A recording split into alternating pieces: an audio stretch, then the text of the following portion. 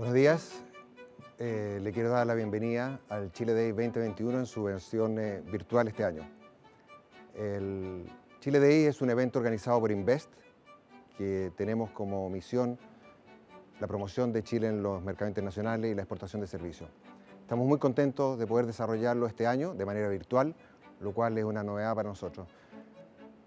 Tenemos hoy día como invitado al ministro Alfredo Moreno de Infraestructura y a Scott Lawrence, de Head Internacional de Infraestructura de CPP. La idea es tener una conversación donde ustedes puedan enviar sus preguntas al email de Invest y podamos, en una conversación abierta y fluida, poder recoger cuáles van a ser los nuevos desafíos que tenemos y las nuevas cosas que tenemos que hacer en este Chile golpeado por el COVID, pero que tenemos que mirar adelante en equipar infraestructura y utilizando la tremenda ventaja que tenemos financiera y en capital humano y en infraestructura. Con ustedes dejo a Scott Lawrence. Muchas gracias. Scott. Thank you so much, Senor Argas. And thank you to Invest for both the introduction and the invitation to participate in this important day and participate with the Minister of Public Works of Chile, Alfredo Moreno.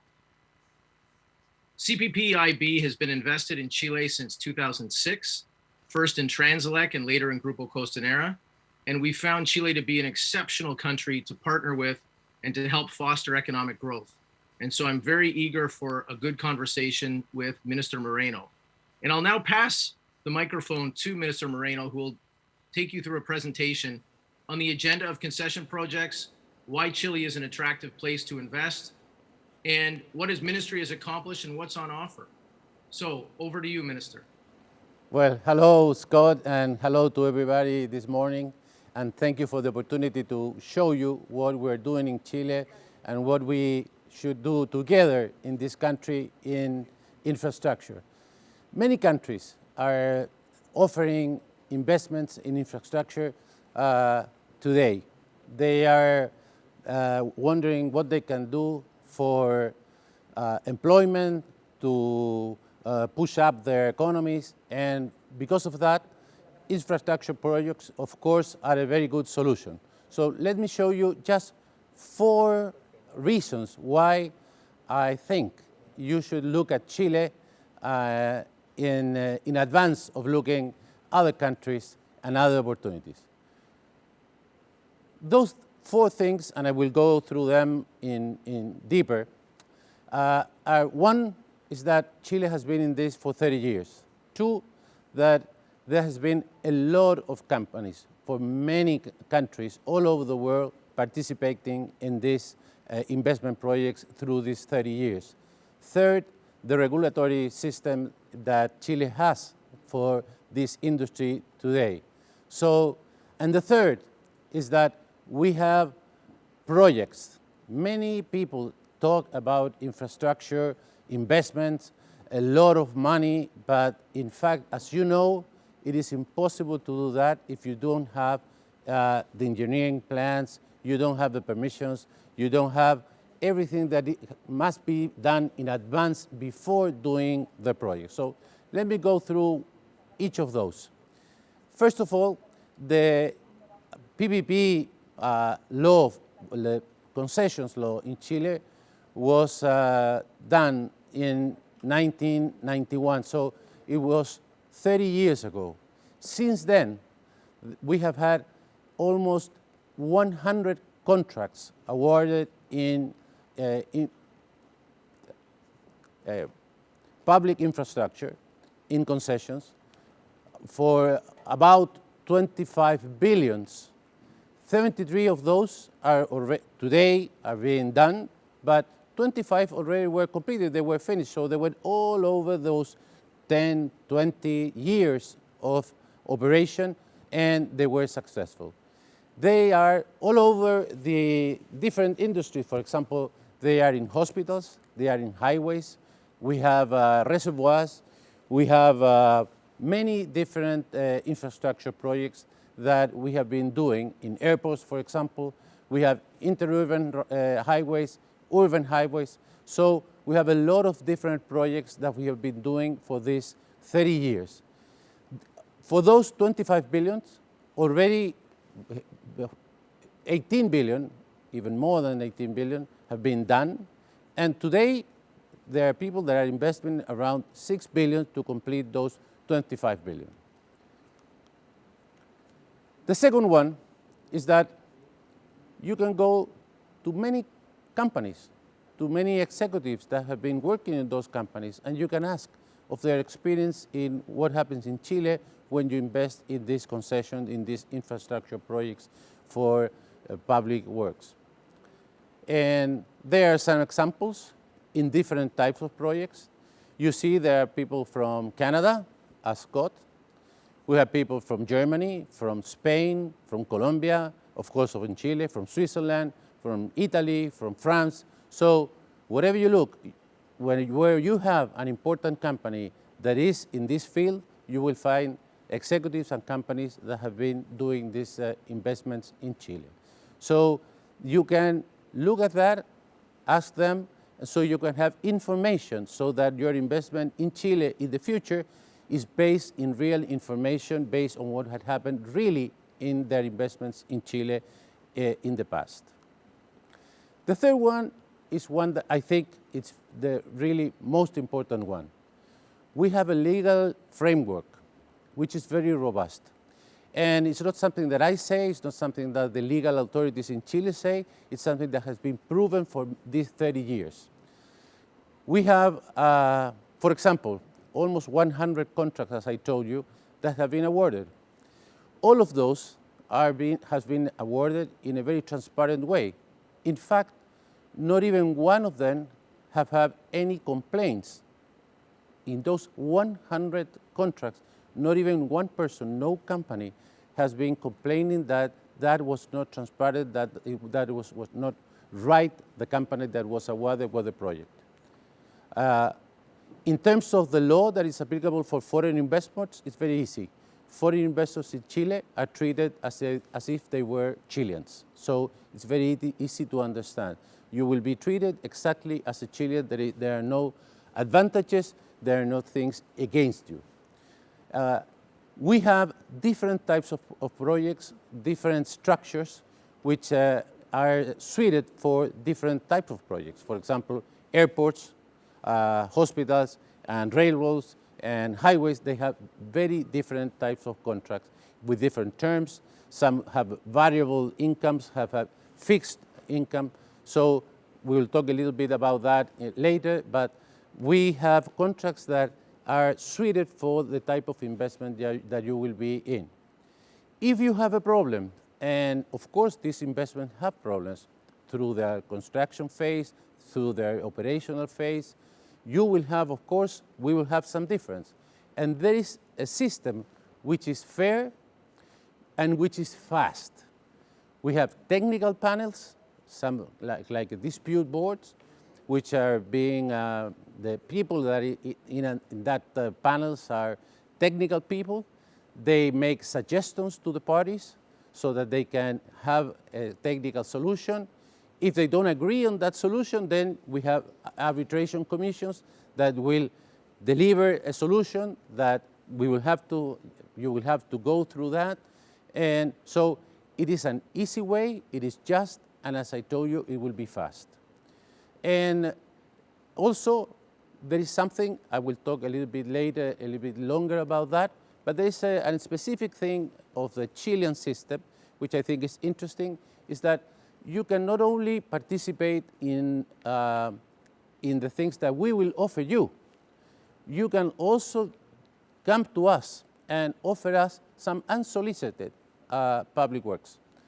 If you have an idea, then you can come and offer that idea. I will go through that, which is those unsolicited proposals that we also have a system where we can admit that.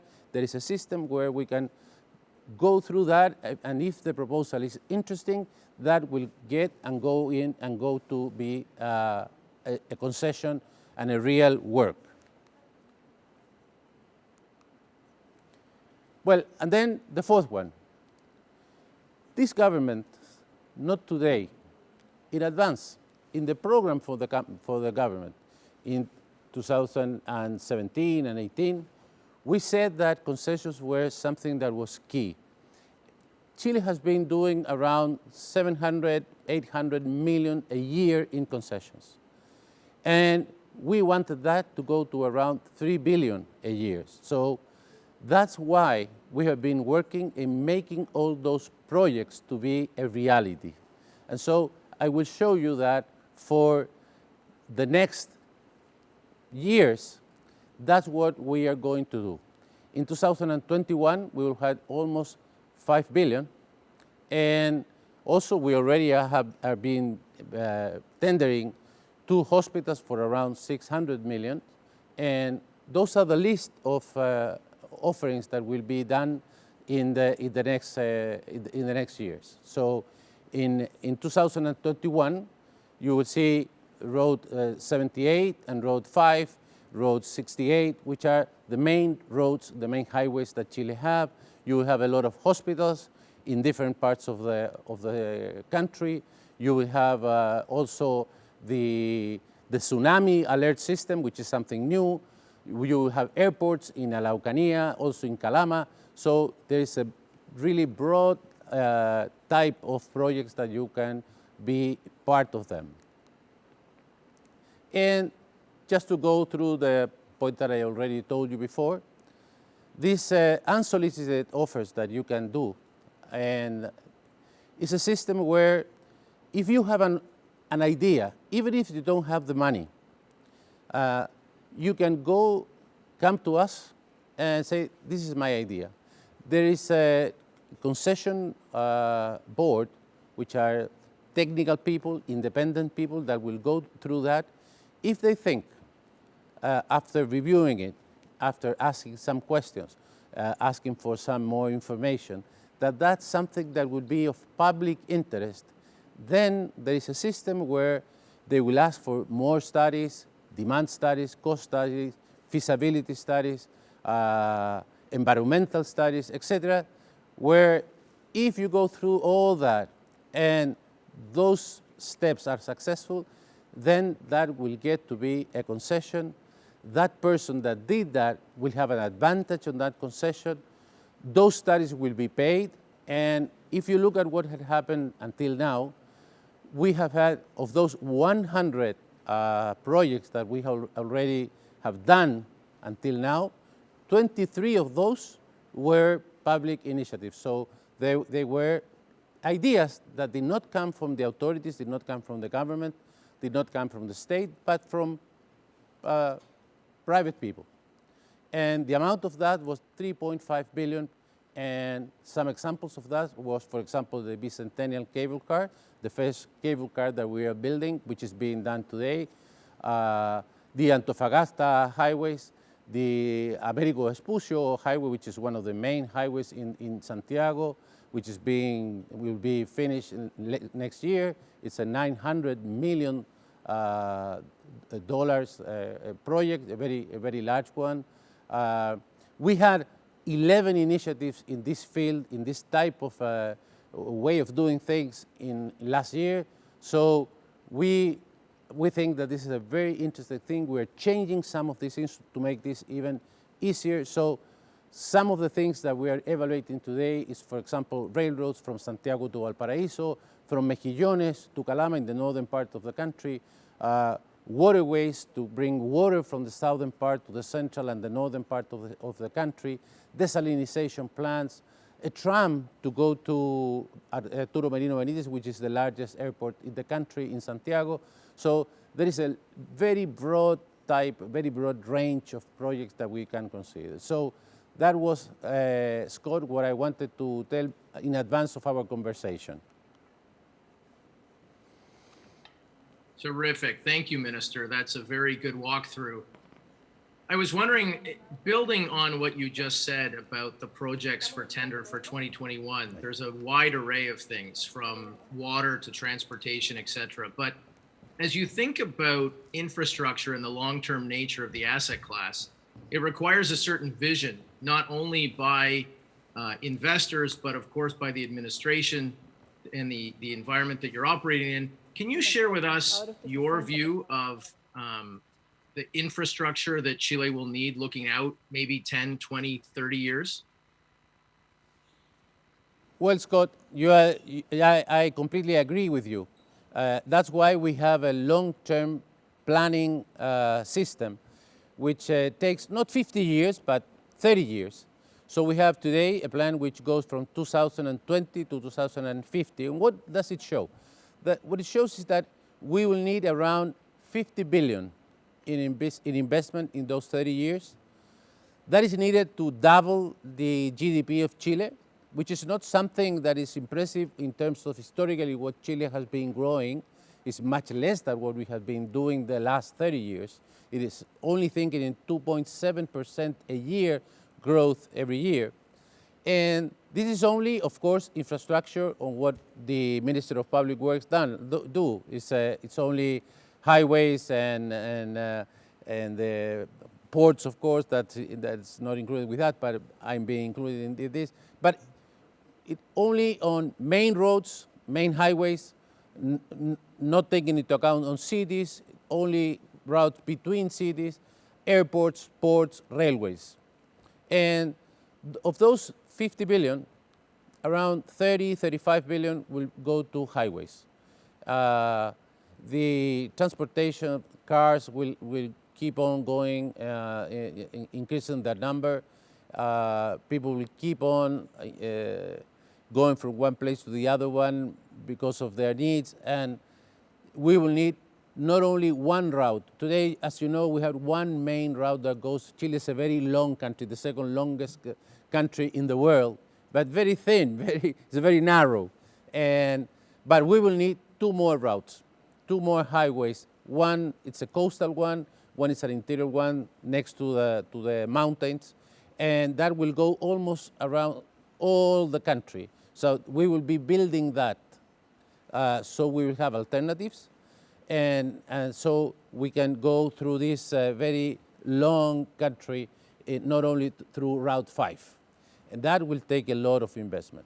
Also, we have transversal routes from the ports to the main cities, from Valparaiso, from San Antonio, where we'll make a very large investment in the large port, in the new large port in San Antonio. And also railways will go from there, from the ports to the large cities. Same thing is true in Concepcion. And also railways through commuting. We don't see long distance trains in the long term in Chile, at least in the next 30 years. But we do see a lot of investment in commuting on trains from Melipilla, Tiltil, Rancagua to Santiago. The same is true between La Calera, for example, in Valparaíso, Biotren in Concepcion. We will double ports, for example. So there is a very, very large investment that we will need to do in the next 30 years to support the growth of Chile. So if you're thinking in investment in Chile, you will have a lot of projects to be involved in the next years. And Minister, I'm assuming that there is incremental investment required in the north to exploit the vast mineral resources that the country has in the Atacama region and surrounding area. Yes, of course.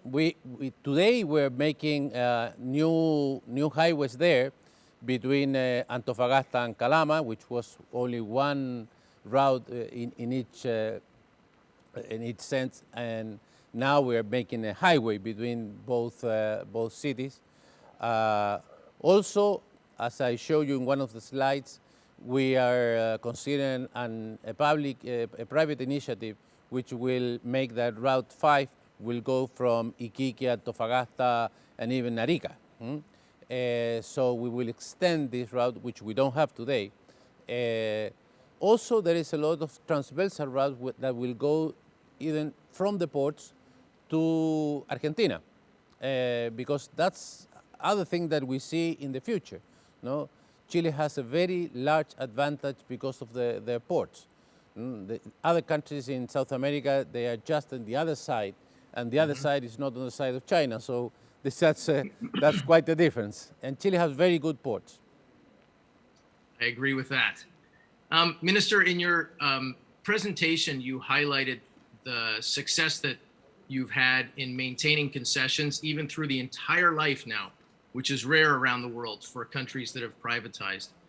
Can you talk a little bit about the tension after you award a concession?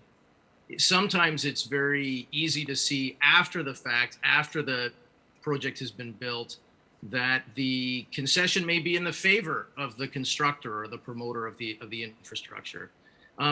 But Chile has an exceptional reputation for adhering to the rule of law, which is one of the number one things that attracted us to invest there.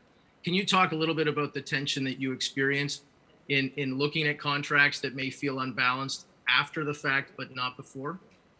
Well, thank you for the question, because that's why I wanted to highlight that. As you know, we have been in Chile and in the world through very difficult times.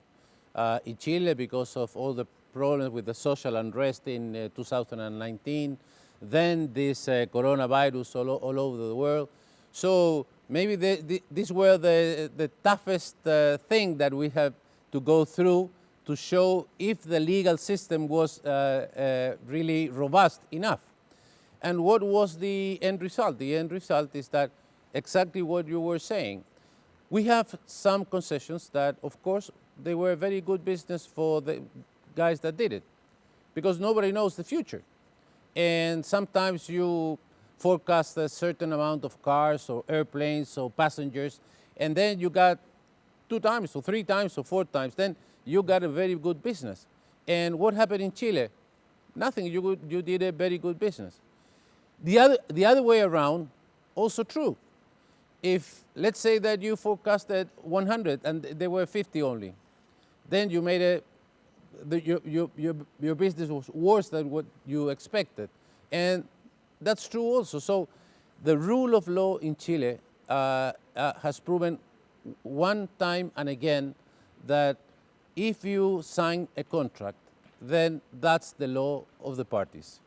And you will have the legal system, the government, the authorities behind you supporting that.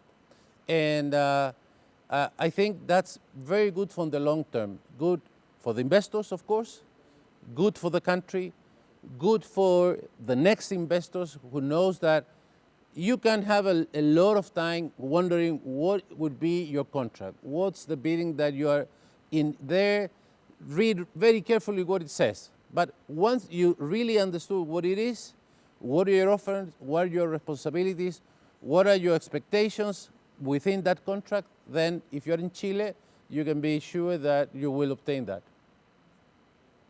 Thank you for that, Minister. You mentioned, unfortunately, the conflict of October 2019 and some of the challenges that Chile has been facing. But there was a very successful referendum last fall announcing a path forward for thinking about the Constitution. But investors looking at Chile know that there are upwards of 40 elections in the next 18 months. Can you talk a little bit about how investors might think about the challenges to democracy and what that path forward looks like with all of those elections still to come? Well, let me tell you something. In fact, we do have a lot of elections. Some of those, even without October 2019, we will have it exactly the same, because we have to elect the president, the members of the lower house, the Senate. So what are the new ones? The new ones are the governors, which we didn't have. It's a new thing. Nobody knows how that institution is going to work, but it's a new thing which tries to, in a way, capture the need to incorporate the regions strongly and their needs, their opinions, so that they can have more independence, they can have their desires more in the table. So I think it is a good idea. We will struggle to find out how to do it. For us, it's completely new. For the US, for Canada, you have lived with that. For us, it's quite a difference. But I don't think that will make such a change for what you are worried. So what's the new thing? The new thing is the Constitutional Assembly. That's the new thing. So we will elect and we will have working in parallel with the government a Constitutional Assembly making a new constitution. So that's a cause of uncertainty, of course. That the Constitution, to have a new Constitution, can change many things.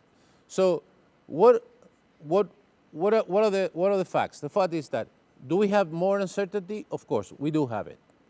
What are the good things? The good thing is, one, we did have this referendum, and it was peaceful, and there were many people, historically, the largest group of people that were to the polls. Never in Chile before we had so many people in those polls. So what is that telling us? First of all, that Chilean people is not violent. Chilean people is peaceful. And Chilean people wants to make changes through institutions. So that's one thing. Second, now we're in the middle of the election. So we have many candidates. What's the information? If you look around, it's not very easy to obtain the information. There are not very good polls, but what everybody's saying, what the information, all the information that we have is partial, but it's the one that we have, is that center-right and center-left parties will obtain almost all of the seats. So moderate people will be the main part of that assembly. So we can expect to have those ideas being put in the Constitution. And that's a very important thing, because Chile needs changes, of course. That's for certain. We need to hear the people, because there was a very large fact in October 2019, so we need to make changes. But on the other side, we know that Chile has been very successful in many things. One of them is the one that we are talking. Chile has an infrastructure that is maybe the best in the continent, in South America. There is no many countries in our continent, in our level of income, that has this type of infrastructure in airports, in highways. And this is true about poverty, about life expectancy. For example, a child that is born today in Chile has a larger life expectancy than a child born today in the US. So that's quite a change. That was done through the private sector, let me tell you, because, as you know, water and sanitation is being done in cities by private companies, and that made quite a change in sanitary conditions. So we are expecting that in that assembly, we will have most of the people will be on the moderate side, and they will keep the good things. A third fact, there is almost none. No candidate. You can go through the newspapers, the radio, the TV. There is almost no candidate that, at least that I have heard. I don't have any notice of people that are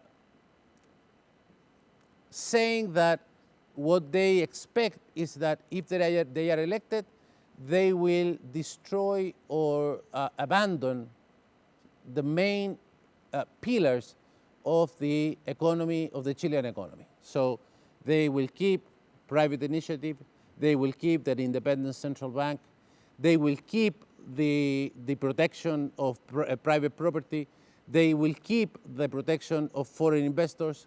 So what is people today discussing about this election? What are the points?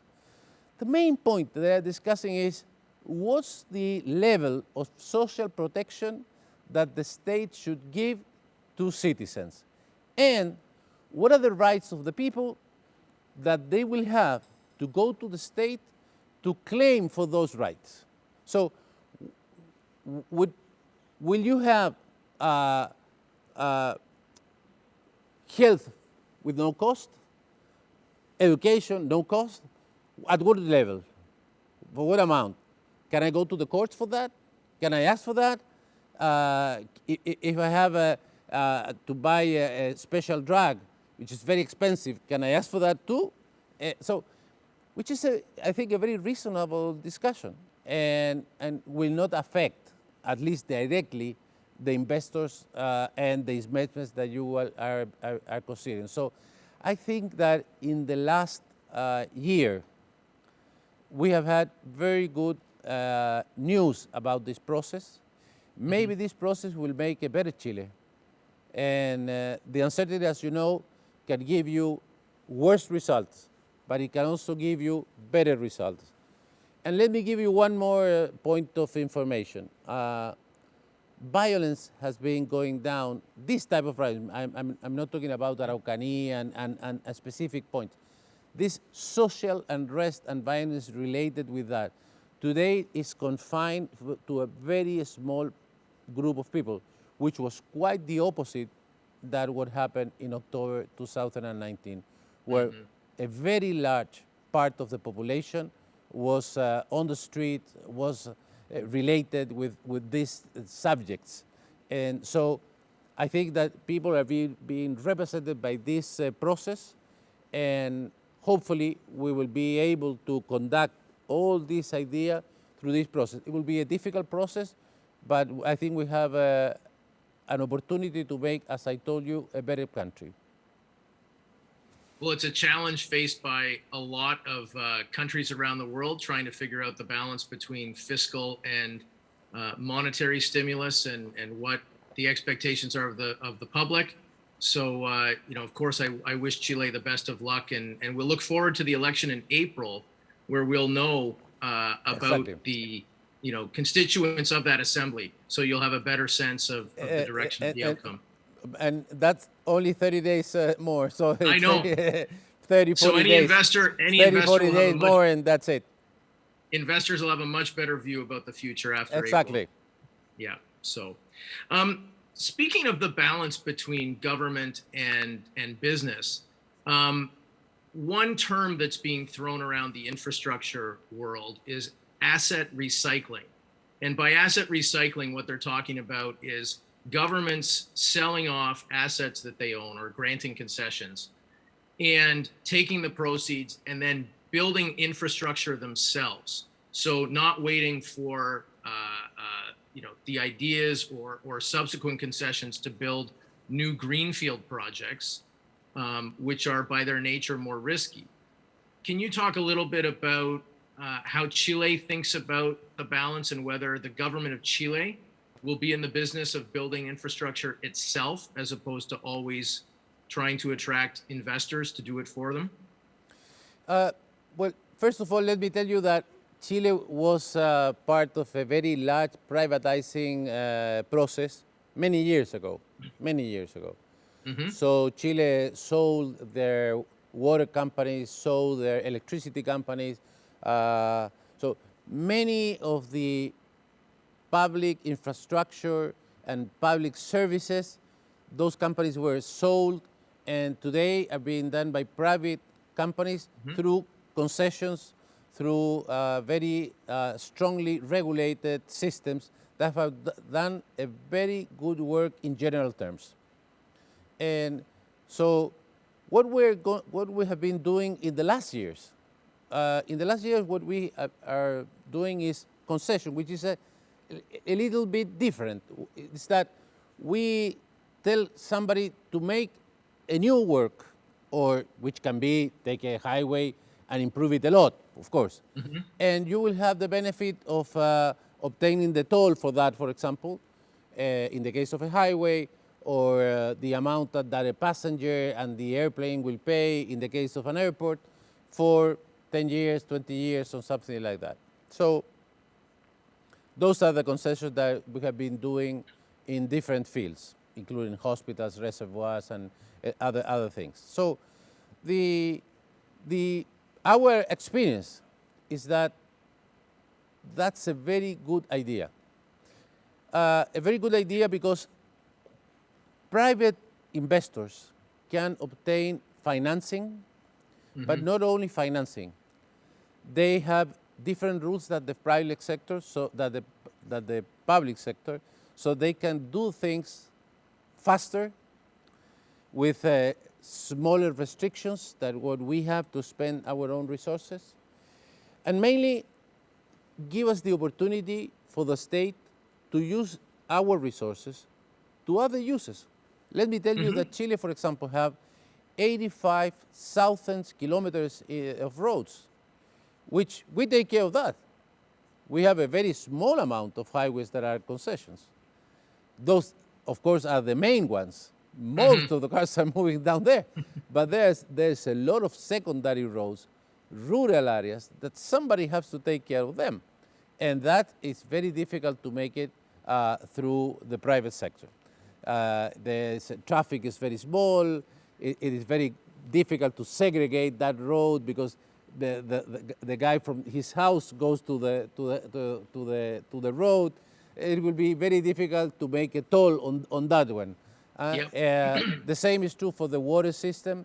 The water system of the cities is private, but on the rural areas, the state has to support the neighbors. They manage their own system, but we give them the money for the investments. So this gives you the opportunity for the state to concentrate on the weakest people, on the weakest infrastructure, and that has have also a gigantic jump in Chile. Also, what people see are the largest highways. What they don't see is the amount of roads that today are not as they were before 20 years ago. Now people in rural areas have very good roads in many places. Of course, there are many that are still remaining, but we will go about that because we have concessions that are taking care of other ones. And then the third point is that private investors bring also innovation. So they bring ideas. They bring different ways of doing things. So that's why, for example, we have this private initiative, for example, is that Chile, and this is maybe sounds a little strange, we don't need money. We don't need, we can borrow money. Maybe sometimes it can be even cheaper. But the point is that there are other advantages also. One of them is innovation. And good ideas are very, very important, as in any other field, as in a company, as in any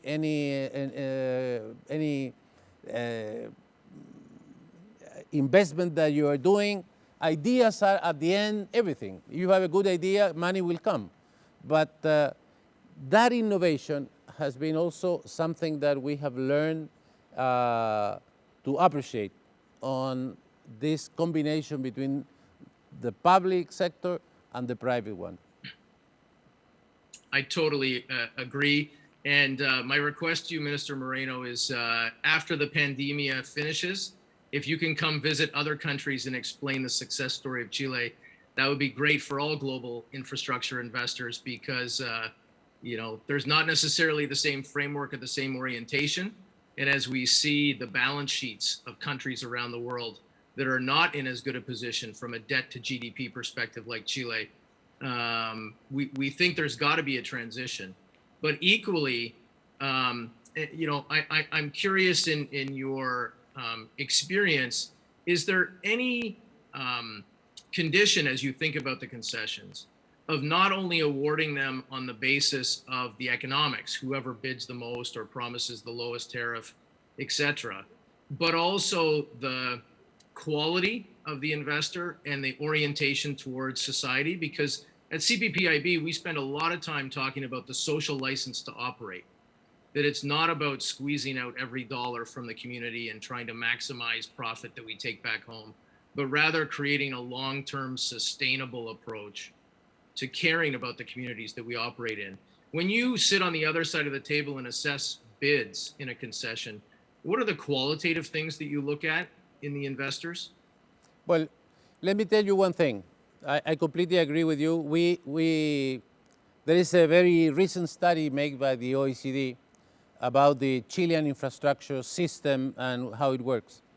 And they made 3 challenges, which I completely agree with them. One is that your first question, that you should look more long-term. We should make an effort to go and try to figure out what we will need in the long term in the different types of infrastructures. Think of the future Chile, no? And that's something that we are pushing very hard, so that's why we have this plan that I already told you at the start. The second one is the one that you told me that I will skip that for a second. The third one is climate change. Chile is one of the countries in the world that is being affected more by climate change. We are losing the amount of water, we're drier, temperatures are higher, the sea is getting, the sea level is getting higher, so we have a lot of problems on the coast. In the extreme north, we have not less rain, but more rain and more concentrated. So we have all this water coming along at the same time and making a lot of destroying a lot of cities and housing and in places where it was a desert. So nobody was expecting that. So we need to plan infrastructure today, not only based on the past, but on models of the future. So that's quite a change. We're making a lot of things on that. We're trying to figure out how will be the sea level, what's going to happen on the border, on the coastal border, to make the public works there. What is going to happen on bridges, for example? How can you plan a bridge in Chile where you have the largest earthquakes, when you don't have you don't know what's the amount of rain that you will have, and maybe it will be 2 times or 3 times, or maybe you will not have any rain at all. So you have to figure out quite the different circumstances that what you have. So we're thinking, for example, not on roads and highways like one by one, but like a system. So if a bridge goes down, because you cannot have a bridge that will not go down with any circumstance, then there will be another road that will take the place of that, while we will rebuild or reconstruct this. But then there's this point that you very clearly made, that communities. People tend to think of highways, for example, as something that it's something that makes services for the people that goes in a car, in a bus, in those highways. But the impact of a highway on the community is very, very high, very high. Noise, dust. You cannot go to your neighbor because this huge highway goes in the middle between your friend, your old friend, and you. So how can I go down there? So they are asking for more and more things. And this is not only by something that is being asked by one person or a small community. Majors are figuring out that when a road is going to be built, they need to figure out what's going to happen, and so they will come in advance and they will ask you for a lot of things. So the cost of the highway will be much higher, and you have to take care of that. So what we're doing is to change all the systems, so to make a lot of effort in advance, before the project, before the design, before the engineering. Talk to people, understand their needs, understand how this, whatever the infrastructure you are going to make, how is that going to affect their lives, and try to figure out the best solution for that. It's impossible to make something that will have no effect on nobody, that everybody will be better off. But even with that, if you know what the negative effect will be, maybe you can compensate that and try to reduce that negative effect on those people.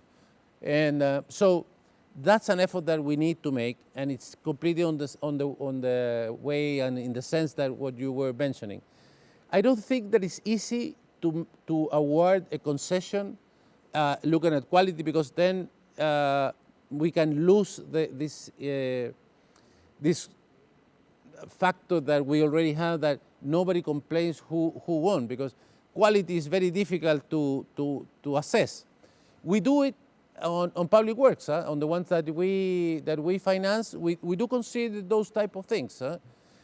In here, what we do is that we try to make a lot of effort on the project so that the project incorporates that. So we take a lot of time. We can award the concession and make it maybe 2 years, 3 years in the design, engineering, so nobody will see any work on the road.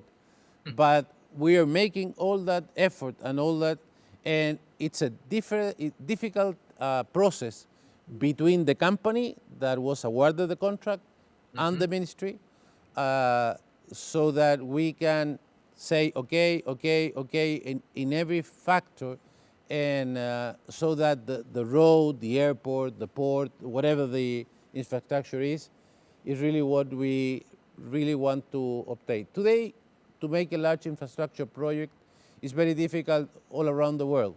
I'm in charge also of water in Chile, and just let me give you one example. We assembled a table, a national table, a national group to think about the future of water in Chile. And one concern is that we need new infrastructure, of course, because we are having less water, we need more infrastructure, of course. But we are concerned because new large infrastructure takes, in Chile, for example, to make a reservoir, a large one, takes 30 years in reality. And so we figured out what can we do. Somebody told us that California was a good example, that they were full of large dams and large reservoirs. And so we called the main expert of California and asked him to make an exposition, a dissertation for this group of people. So I asked him, how many years do you need in California to make a new dam and to make a new reservoir? Because in Chile we're really concerned, we need 30 years. Well, he told me, we made all the ones that we have in the 60s. There, it took 5 years. Yep. Today, no less than 40 or 50 years to make a new one. So this is something true all around the world. There's a lot of restrictions, a lot of regulations because of good reasons, but it takes a lot of time and impose a lot of cost. So we need to figure out how to do that work in the best way possible, as fast as we can, but taking into account, of course, all the impacts that we are making on the environment and on the communities. Agreed. That's why infrastructure is such an interesting asset class, because it, is performed by people that are always in a rush, that are dealing with, urgency and imminent pressures, but requires an incredible amount of vision and long-term thinking, and an accommodation for partnership with those communities to make sure that it's win-win all the time. Exactly, and that's many times it's not an easy task. No. Minister, that finishes all the questions that I had for you. I don't know if you had any questions back for me, or if you wanted to call it a day, and I would say thank you so much for an engaging conversation that really helped me learn more about how you're thinking about investment in Chile and encourage us to continue to do more. Maybe it's a good opportunity for you to, in a few words, to tell us your own experience, because you do have a lot of investments in Chile in different fields, yep. and for many years. So, and your company, your fund, yep. have been here for many years. So you really do know Chile very well. So the same subject, but look from the different position of your feet.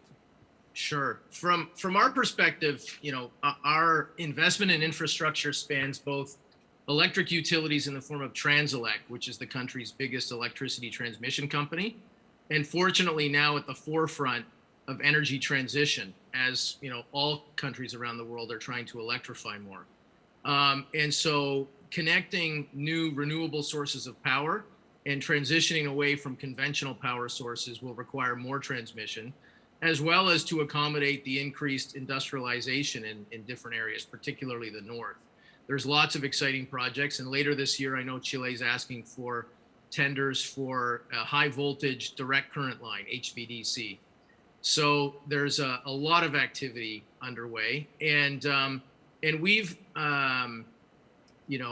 enjoyed the robust framework that's been put in place in terms of regulation and the process by which organic expansion happens is very constructive. We're on an annual basis. Transelec has the opportunity to invest more and more in terms of expanding and increasing the resiliency of the network. So there's a good balance between making sure you get paid for the investment in the ground and affording opportunities in a very logical way to continue the expansion, while at the same time also being able to provide direct bilateral contracts with some of the biggest industrial users of electricity in the country. So there's a nice balance between private and the public regulated sphere.